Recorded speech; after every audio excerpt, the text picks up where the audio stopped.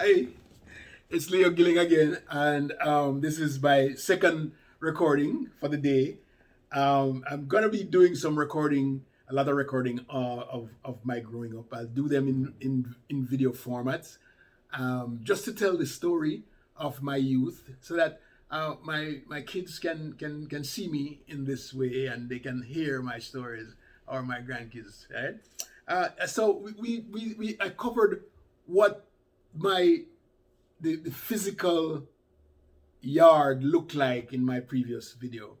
Um, so I'll take it a little bit further. All right. That yard, if you remember in that video, I have one building at the front and one building at the back. So there are two residential buildings, and then there is the kitchen, one kitchen for this building and one kitchen for that building, and then at the back, way in the back, there is a latrine. And so where this piece of property was is right next to a dance hall. They call it Gloria's Dance Hall. No, they call it Arrow's Bamboo Lounge, right? All kind of fancy name. But Gloria's had dances. A whole lot of sound system used to come there and play. And growing up there was kind of unique. We didn't know the dangers during rainy season. During rainy season, if it rains or if it rained during those days, the water would come from all the way up in Airy Hill through a gutter, right? And the gutter would send everything right through next to the dance hall and then through our yard. So our yard during rainy season, water was high like this. But we would go out and play in it sometimes, and go and catch coconut. We used to pick up a lot of coconut because coconut used to come down because it's coming from far. The water is coming from far. And whatever kind of muck was in that water was something different, right? But we would go in, pick up coconut, and we would use it in the house, right? They would grate it and cook food, whatever it is that they but we'd catch a lot of coconut. Unoxed coconut. If I'm using that word, unoxed. Unhoxed. Unhoxed coconut. All right, and so we growing up in that yard, one of the experiences that I had that stayed with me is the ritual of going to latrine, right?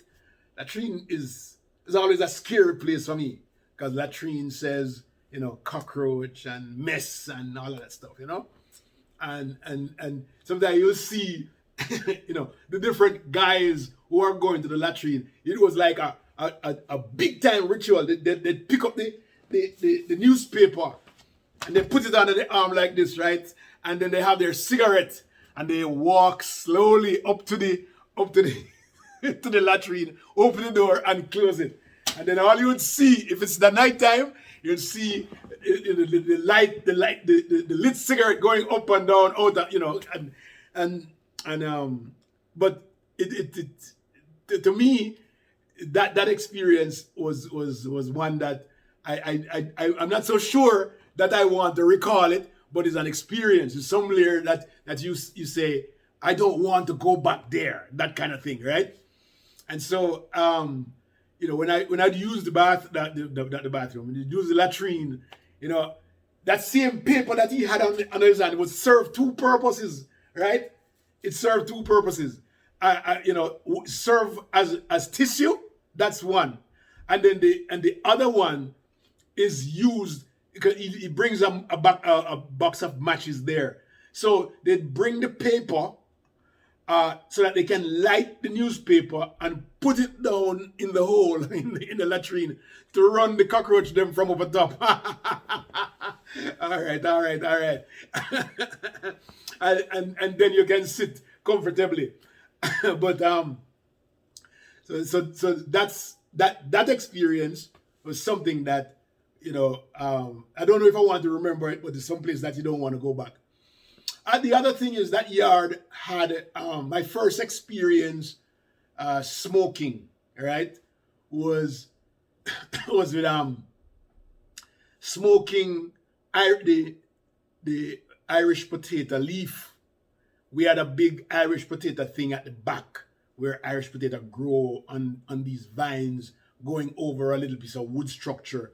And that wood structure now, you know, it would take the leaves off of it, off of the vines, dry them, and then when we played Dolly House at the side of the building, when we played Dolly House, then we would pretend to smoke. It wasn't harsh; it was very harsh. So we'd light it, do the paper, cover it, and then smoke it. And it really is rough. I mean, I must have done it twice before. It was really, really, really rough on the system. And so I guess that's the reason I don't smoke, because I could never take the whatever was coming out of that leaf was not a nice taste. But it was something to do. We're pretending it was tobacco, and so that was my first experience smoking. Our kitchen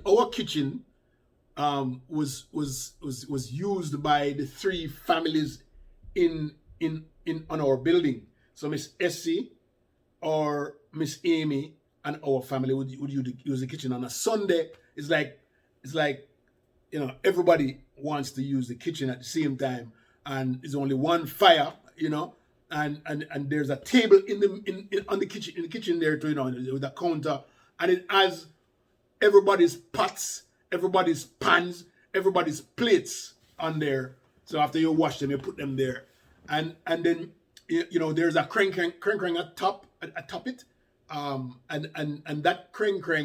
You know what a crank is? A crank is where there's a piece of metal over the wooden fire, and it dries the meat.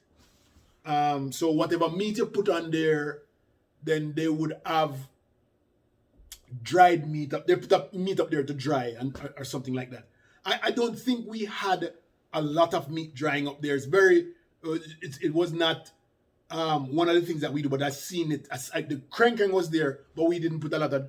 What was there though was like a banana, a bunch of banana, not hanging over the fire. It's hung in the kitchen, and the bunch of banana served as, for kids who are when you're hungry, because we don't generally have food to eat. It wasn't a natural thing for us to get up in the morning and have breakfast and have lunch and have dinner. You don't, because the reason why we live where we lived is because we didn't have a lot of money.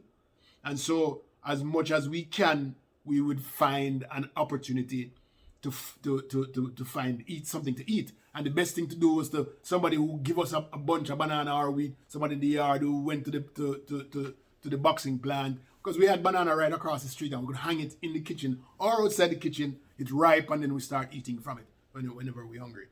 And so we would have each of the family take turns to cook on a Sunday, or they would cook one big pot for all of the families.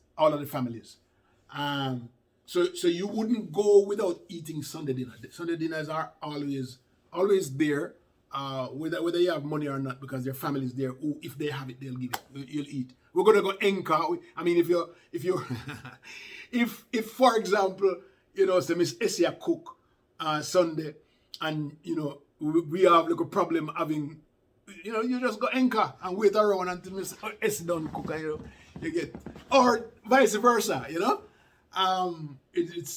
was kind of a different kind of a life, and then the reason why the ice is at the back. They would buy 25 pound of ice. We're sure to have the ice truck come on a Sunday morning, and so they would buy the ice and we'll put it in a sawdust in a trough, and the sawdust keeps the ice. It keeps the ice frozen for a while, for the whole day, as a matter of fact, and so in that trough we would put. I remember Sonia used to make like carrot juice or sauce-up juice or wash or what the other colored things them name, a Kool-Aid, and put it on there to cool, so that when dinner time comes around, we have something cool to drink. And it's these are real situations, Um, so that yard was big yard, and so I grew with children in that yard who are forever my family, right? No matter how long me not see them, no matter how long they haven't seen me, once the names appear in front of you, you are your automatic family, right? So here goes. I remember I grew with Altia. I don't know her sisters them very well. Altia Landell was one that came into the focus at the time. Altia is like a sister. No, no if, ands, or buts. All right. And we have Barry, Basil, Pat, Vernal. These are kids, right? Um, Nikki, Washi. Well, we can't call her Washi now, but Julia wasn't there yet. But then there was Maria, and I'll tell you a story about Maria. And so there were other kids. Tony, that's called Tony, and Molly, and Maureen and Diane. Those are kids that were in the yard also. There was a kid named Horace Coward. He was the grandson of Mr. Coward, but he, I don't know where he is right now. And so there weren't any more kids. So those are the kids that we know, and trust me, we know them and we love them. But the saddest part of that time of our lives was Maria. I remember, when the water would come down sometime, Maria and I would play in the water. Pat, because we were closest in age together. And I remember one time we were out. Byron had just born. Byron is one of the Laws family. And he just born, he was in a pail. I was standing next to the pail, and I know that Maria was there. Mama and Miss Laws is over across the street, over Aunt Dar's house. And then all of a sudden I saw people running and making noise, and people crying and bawling out and stuff, and we never know what it was. But a car had hit Maria in the street. I guess she was walking across to go see her mother, and the guy was gazing and hit her and dragged her and killed her instantly.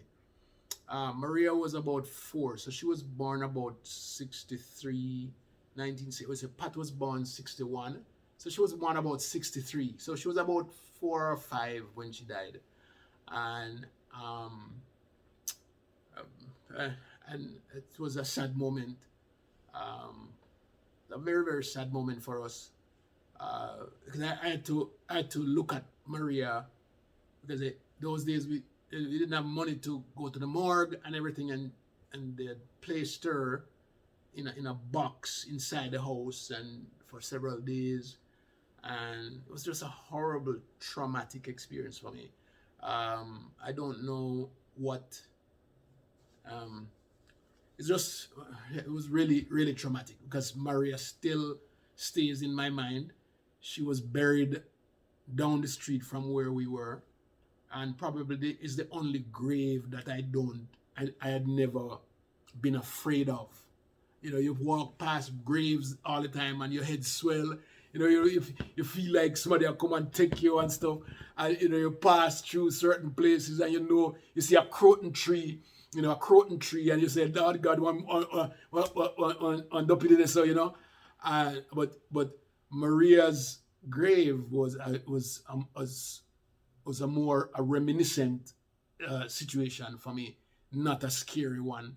And so each time that I go to Arokabesa and pass there, I always be looking where she's buried. But I can't seem to find it. I can't seem to find where she's buried, and I don't know if there's a house that covers it or anything. So, but Maria always stays in my mind. She was a very pretty young lady, and very loving, and it was a sad moment for me. A very, very sad moment, and still is very sad. and I know that the family has not gotten past Maria. All right, so I'm going to stop here for a minute, and then I'll come back with the other episodes. There's so much to say, you know. When I come back, we're going to talk about my first day in school, and what happened. All right, this is Leo Gilling, and we're doing some vlogging for future. All right.